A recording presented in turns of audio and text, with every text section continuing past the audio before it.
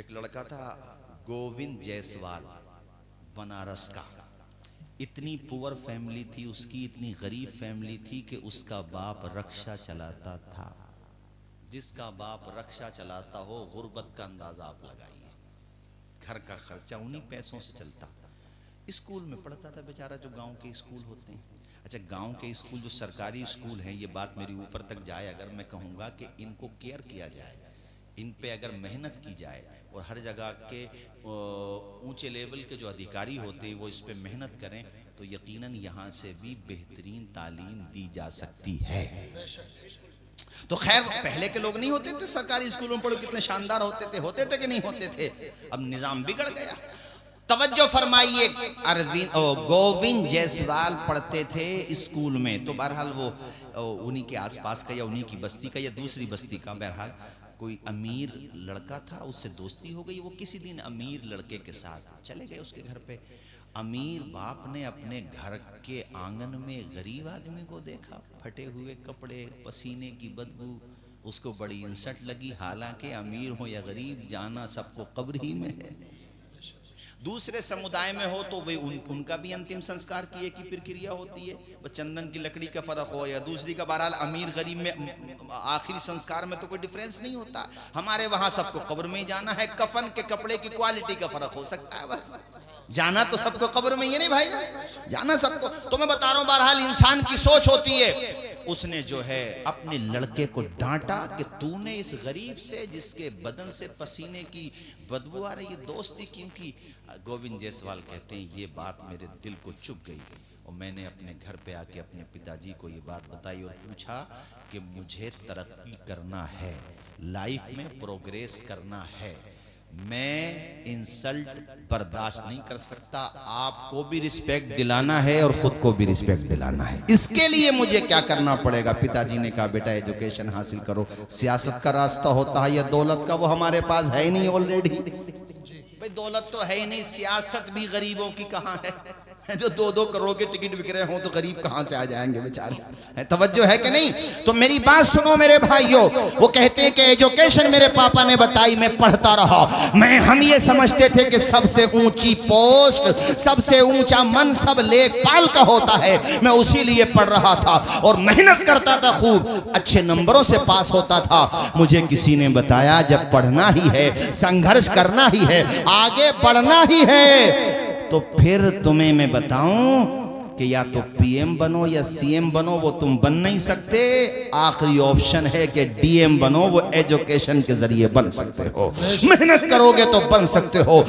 गोविंद जायसवाल कहते हैं मैंने मेहनत की और इतनी मेहनत की कि मैं खूब पढ़ता था, रात दिन मेहनत करता था। बाप मेरा रक्षा चलाता था। मैं जब दिल्ली गया, वहां पे ट्यूशन पढ़ा करके उन पैसों से मैं अपने खाने का, चाय का इंतजाम करता। चाय के बारे में बताते हैं कि मैं आधा कप चाय पीता था। इतने पैसे नहीं थे कि मैं 1 कप चाय पी लेता।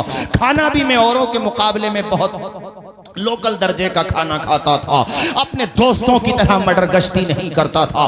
17-17 घंटे, 18-18 घंटे पढ़ता था। गोविंद जायसवाल अपनी हिस्ट्री बयान करते हुए कहते हैं इससे ज्यादा अगर मैं मेहनत करता तो मर जाता। उधर घर पे हमारे पापा के पांव में सेफ्टिक हो गया, यानी वो रक्षा भी नहीं चला पा रहे थे। ऑपरेशन भी होना था।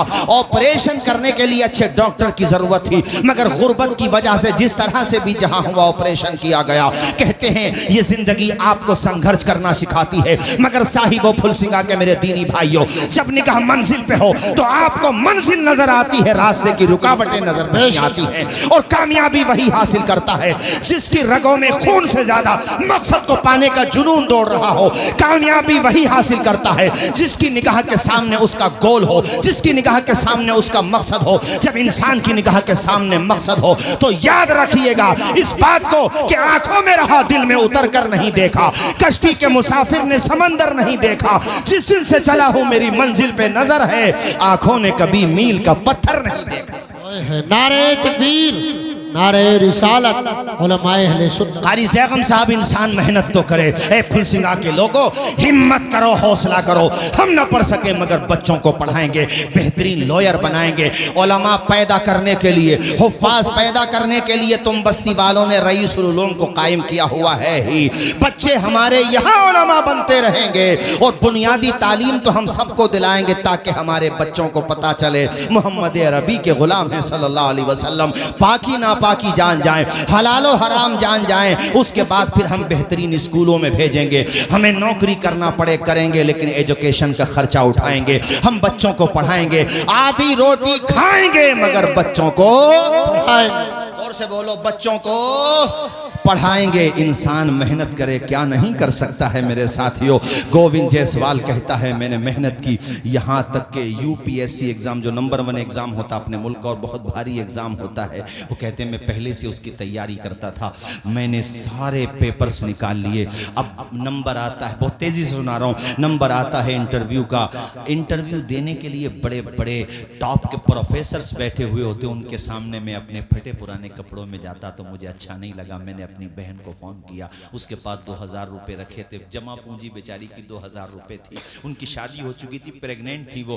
कहते अल्ट्रासाउंड वगैरह के लिए, कहते मेरी बहन ने बगैर अल्ट्रासाउंड के, यानी हमारी बहन के घर पे बगैर अल्ट्रासाउंड के डिलीवरी हुई और उसने वो सारे पैसे मुझे बगैर बताए 2000 रुपये भेज दिए। उससे मैंने सलीके कपड़े पहन के मैं आखिरी सीढ़ी थी, ये सीढ़ी पे मैं चढ़ जाता तो मुझे कामयाबी मिलने वाली थी। मैं पहुंचा, मैंने जाकर के इंटरव्यू, मैं डरा नहीं, मैंने ये नहीं सोचा कि ये बड़े बड़े प्रोफेसर्स हैं, बल्कि मैंने ये सोचा मैं जो जानता हूं बगैर हिचकिचाहट के, बगैर किसी हेजिटेशन के अपनी बात रखूंगा। मैंने इंटरव्यू दिया, सक्सेस हो गया। जब मैं बाहर निकलने लगा तो मुझसे उन लोगों ने पूछा आपकी उम्र अभी सिर्फ 22 साल है, अगर फ्लॉप भी हो गए तो जिंदगी में दोबारा मौका मिलेगा। मैंने बहुत कॉन्फिडेंस के साथ कहा कि सर मैंने फ्लॉप होने के बारे में सोचा ही नहीं है। कहा तुमने क्यों नहीं सोचा? कहा मेहनत इतनी की है कि मुझे यकीन है कामयाब हो जाऊंगा, मुझे अपने ऊपर बिलीव है कि मैं कामयाब हो जाऊंगा। मैंने संघर्ष इतना किया है, आंखों में अरमान लिया, मंजिल को अपना मान लिया, फिर मुश्किल के आसान किया, जब ठान लिया तो ठान लिया। मैं बाहर तो उन्होंने ये जवाब सुन के बहुत खुशी का मुजाहिरा किया। जब रिजल्ट आया तो मुझे, अरे किसी को 200, 300, 400 जो आखिर के नंबर रैंकिंग होती है ना, वो भी मिल जाए तो खुशी में पागल हो जाता है वो। कहते हैं मुझे ऐसी रैंकिंग मिली कि उस रैंकिंग पे मेरा डीएम बनना कंफर्म था। मुझे 42वें नंबर की रैंकिंग मिली, 42वें नंबर की। जब मैंने रिजल्ट देखा, खुद कहते हैं कि कितनी खुशी थी मुझे, मैं अपनी खुशी को शब्दों में बयान नहीं कर सकता। सबसे पहली, अब मैं वो बात बता रहा हूँ कि बाप को रुलाओ तो गम में नहीं, खुशी में रुलाओ। ये सुना रहा था इसलिए बात मुझे याद आ गई। कहते हैं मैंने सबसे पहली जो कॉल की तो अपने पिताजी को कॉल की। कहते मेरे पिताजी का कोई रिप्लाई नहीं आया, कोई जवाब नहीं आया। फिर मैंने गहराई से कान को थोड़ा और मुतवज्जे किया तो सिर्फ मुझे रोने की आवाज आ रही थी। पिताजी खुशी की वजह से इतना रोए कि वो जवाब ही नहीं दे पाए और उन्होंने सिर्फ इतना कहा कि बेटे तुमने करके दिखा दिया। आज तेरे बाप की उम्र बढ़ गई है। अरे उम्र बढ़ती नहीं है, मेरे कहने का मकसद ये है कि एतमाद बढ़ गया, जिंदगी जीने का एक मकसद मिल गया। और चंद दिनों पहले ये वाकया उसके पिताजी के साथ हुआ था कि उसके पिताजी के रक्शे पर एक होमगार्ड ने डंडा इतनी जोर से मारा कि उसके टायर में जो है सुराख हो गया, पंचर जिसको कहते हैं। तो किसी एडवोकेट थे, कोई उन्हीं के गाँव के, इत्तेफाक से थे वहां पर। तो उस एडवोकेट ने उससे कहा होमगार्ड से, तुम्हें पता है इनके बेटे यूपीएससी एग्जाम निकाल रहे हैं? इतना जब सुना तो उसने मजाक सा उड़ाया कि इनके बेटे। वो कहते हैं जब एग्जाम निकल गया, पूरे बनारस में खबर पहुंची, बड़े बड़े नेतागण, बड़े बड़े महोदय और बड़े बड़े ओहदे, लाइन लग गई इंटरव्यू लेने वालों की। तो होमगार्ड साहब भी आए, वो भी पहुंच गए और जाकर के उन्होंने अपनी गलती मानी। कहते मेरे पिताजी ने माफ कर दिया, मगर जब वो वापस आने लगे तो हमारे पिताजी ने कहा साहब किसी की गरीबी देख के, किसी का रंग देख के, किसी की बिरादरी देख के, किसी की मकान की कच्ची छत देख के उसके फ्यूचर का फैसला मत करना, उसकी तकदीर का फैसला नहीं करना। याद रखना वक्त बदलता है, अगरचे वक्त बदलने में कुछ वक्त लगता है। जब इंसान संघर्ष करता है, जब इंसान मेहनत करता है, जब इंसान कोशिश करता है तो यकीनन उसे उसका फल मिलता है। संघर्ष की राह जो चलता है, हालात वही बदलता है। जिसने रातों से जंग जीती है, सूरज बनकर जरूर चमकता है। हाँ बुला लो। तुम्हें सुनाने का मकसद सिर्फ ये था कि ये ना सोचना कि हम एक विलेज में रहने वाले हैं, हम क्या कर सकेंगे। अरे तुम तो बहुत कुछ कर दोगे। दिमाग का इस्तेमाल तो कराना सिखाओ अपने बच्चों को। हमारा और आपका दिमाग पैराशूट की तरह है। एक मुफक्किर ने कहा था, इंसानों तुम्हारा दिमाग पैराशूट की तरह। पैराशूट हवाई जहाज में अगर इमरजेंसी कोई सिचुएशन आती है, जैसे वो क्रैश होने वाला है या कहीं पानी में लैंडिंग होने वाली है इमरजेंसी उसकी, तो पैराशूट के जरिए से पैसेंजर्स को छोड़ा जाता है। पैराशूट को खोलते हैं तो फिर वो गुब्बारा सा हो जाता है, तो आदमी आसानी से जमीन पे आ जाता है। पैराशूट की तरह है इंसान का दिमाग। अगर नहीं खोलोगे तो जिंदगी की खलाओं में सफर नहीं कर सकोगे। और अगर इस्तेमाल करोगे अपने जहन को, मैं कहता हूं चलो बिजनेस ही में इस्तेमाल करो, तालीम में इस्तेमाल करो, बेहुदा बातों में इस्तेमाल ना करो। खाली दिमाग शैतान का घर होता है। तालीम में, नॉलेज में, माँ बाप की खिदमत में, अच्छे कामों में, रिलीफ के कामों में मेहनत करो, कामयाबी हासिल करो। राहत इंदौरी ने कहा था, परों को खोल जमाना उड़ान देखता है, जमीन पे बैठ करके आसमान देखता है। बेशक बेशक बेशक, परों को खोल जमाना उड़ान देखता है। वाह वाह। और इसकी शुरुआत आदमी को कर देना चाहिए। बिजनेस कर, अब जितने जैसे अपने यहाँ के कितने लोग होंगे माशाल्लाह, अहमदाबाद में जाकर तरक्की की भाई, आपके फुल सिंह अहमद आला हैं, रामा बुजुर्ग बहुत हैं, तो जाहिर सी बात है एक दिन में तो उनको पकी पकाई ना मिली। पकी पकाई तो किसानों को भी नहीं मिलती। पहले उसको, हाँ भाई, पहले उसको दाना, उसके बाद भी एकदम से बाहर नहीं आना है, अभी तो फसल पकाना, उसके लिए कितने पीरियड्स आते हैं, कितने टाइम्स गुजरते हैं, तब जाकर के हैं। वो कहा ना कि मिटा दे अपनी हस्ती को अगर कुछ मर्तबा चाहे, कि दाना खाक में मिलकर, आवाज आए कि दाना खाक में मिलकर। यार कश्ती जब लहरों से टकराती है तो किनारे तक पहुंच ही जाती है। लोहार जब कुटाई करता है ना उसकी लोहे की, तो वो कुंदन बन ही जाता है। चूंटी भी जब अपनी मंजिल की तरफ जाती है, दीवार पे देखा होगा, गिरती है, फिर चढ़ती है, फिर गिरती है, मगर फाइनली उसे भी कामयाबी मिल जाती है। वो चूंटी हिम्मत नहीं हारती। यार तुम तो अशरफुल मखलूकात हो। संघर्ष तो करना सीखो। सिर्फ बैठकों पे बैठ के किसी के कपड़ों पे तबसरा करने से, किसी ने अच्छा मकान बना लिया, टाइल्स लगा ली, तरक्की कर ली, उसके बारे में तबसरा करने से तो ना कल मसला हल हुआ था, ना आज मसला हल हुआ है, बल्कि मसाइल पैदा और हो जाएंगे। बेशक। नारे तकबीर, नारे रिसालत, उलमाए अहले सुन्नत, मसलक आला हजरत शायर इस्लाम सैफ रजा कानपुरी, नारे तकबीर, नारे रिसालत। आ जाओ भाई। हमारे कारी सदाकत साहब किधर चले गए? इमाम साहब गुजर गए क्या? अरे यहाँ से गुजर गए क्या? बैठ। ये हमारे माशाल्लाह बड़े, बैठो भाई साहब। हाँ माशाल्लाह। अभी सुनेंगे आप, कानपुर की सरजमीन से तशरीफ लाए माशाल्लाह। अल्लाह ने बड़ी शोहरत दी है और बहुत अच्छा भी पढ़ते हैं माशाल्लाह। और अभी आप बस 5, 7 या 10 मिनट में अपनी गुफ्तगू खत्म करूंगा।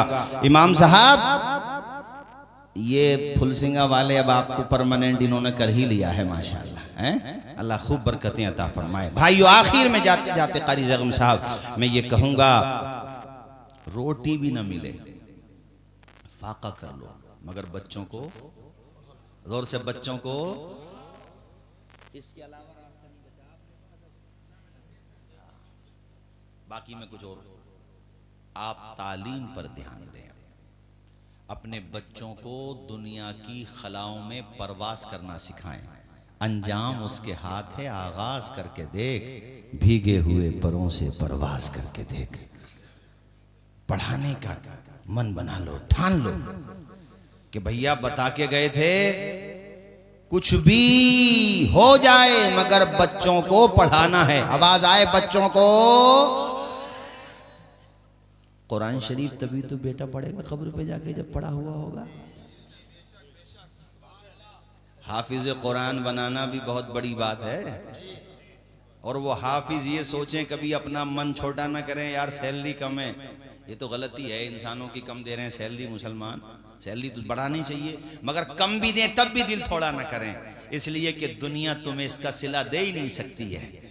तुम तो कुरान पढ़ते रहो, तिलावत करते रहो, बच्चों को पढ़ाते रहो, तुम्हें तो मकाम इतना बुलंद मिलेगा कि जब जन्नत में रब के करम से, रब के फजल से एंट्री करोगे, रब फरमाएगा ओ हाफिज कुरान पढ़ना शुरू कर दे, कुरान तरतील के साथ पढ़, ठहर ठहर के साथ पढ़, कुरान पढ़ता जा, आगे जोर से आगे, आखिरी मंजिल तेरी वही होगी जहां वन्नास की आखिरी सीन होगी। तो कितना ऊंचा मकाम मिल गया है, फजल रब्बुल औला, और क्या चाहिए, मिल गए मुस्तफ़ा, और क्या चाहिए। इसलिए हुफ़ाज़ उलमा कुर्रा से मैं कहूँगा कि ये देखो मसाजिद में जो मकतब पहले अपने यहाँ पे चल रहा, मकतब यहाँ पे तो चलो मदरसा है ही माशाल्लाह, मस्जिदों में मकतब चलते थे नहीं चलते थे, पहले हाफिज साहब पढ़ाते थे, नाजरा पढ़ते थे। अब मुझे ये फिक्र होने लगी है, मैं देखता हूँ अपने इलाके में ये रिवाज ख़त्म हो गया, तनख्वाह भी बढ़ाओ और ये बच्चों को भी पढ़ाओ, मकतब की सूरत में भी, मसाजिद में भी। अरे मस्जिद नबवी ही में तो सबसे पहला मदरसा कायम हुआ था, सुफ़ा का चबूतरा, असहाबे सुफ़ा वहीं पे तो पढ़ते थे। अल्लाह अकबर, उनकी भी बड़ी प्यारी दास्तान है, खाने को खुदा की कसम खाना तक नहीं होता था। कितनी दफ़ा तो ऐसा, हज़रत अबू हुरैरा कहते हैं इतनी भूख थी कि भूख की वजह से मैं बाहर आ गया। अबू बकर सिद्दीक आए तो मैंने ये सोचा कि ये मुझसे खाने को कहेंगे, मगर वहाँ पे भी कुछ नहीं था। हज़रत उमर आए, कहते हैं फिर जाने आलमीन आ गए, मेरा चेहरा देख के समझ गए मुस्तफ़ा के अबू हुरैरा को खाने की ज़रूरत है। घर पे ले गए हुजूर, कहा आयशा घर पे कुछ है, कहा हुजूर एक प्याला दूध है। हुजूर ने इरशाद फरमाया अबू हुरैरा ये दूध का प्याला पकड़ो। अबू हुरैरा कहते हैं मैं सोच रहा था हुजूर फौरन कह दे तो मैं फौरन पी जाऊं, भूख कितनी थी, मगर हुजूर ने कहा अबू हुरैरा रुको, अभी अपने साथियों को भी बुला करके लाओ। जरा जोर से बोलो ना यार सुभान अल्लाह, अपने साथियों को भी। अब सारे साथी आ गए, अब वो सब आ गए, हुजूर फरमाते हैं अबू हुरैरा सबको पिलाओ। अबू हुरैरा जानते थे, मगर फिर भी इंसानी एक तकाजा होता है यार। कहते थे मैं कभी दूध को देखता था, कभी पीने वालों की तादाद देखता था, मगर यकीन था मैं दूध पे भरोसा नहीं कर रहा था, पिलाने वाले मुस्तफ़ा पे भरोसा कर रहा था। मेरे करीम से अगर कतरा किसी ने मांगा, दरिया बहा दिए हैं, दुर्बे बहा दिए हैं। जब आ गई हैं जोशे रहमत पे उनकी आंखें जलते बुझा दिए हैं, रोते हंसा दिए हैं। रोते हुए सहाबा मुस्कुराने लगे और हुजूर की अदाओं को देख के उनके लबों पे मुस्कुराहटों के गुलाब खिल गए। अल्लाह के पैगंबर ने सबको वो दूध नोश करने का हुक्म दिया। अबू हुरैरा कहते हैं आखिर में मेरा नंबर आया, अब मैं वो दूध देख रहा हूँ, खुदा की कसम है।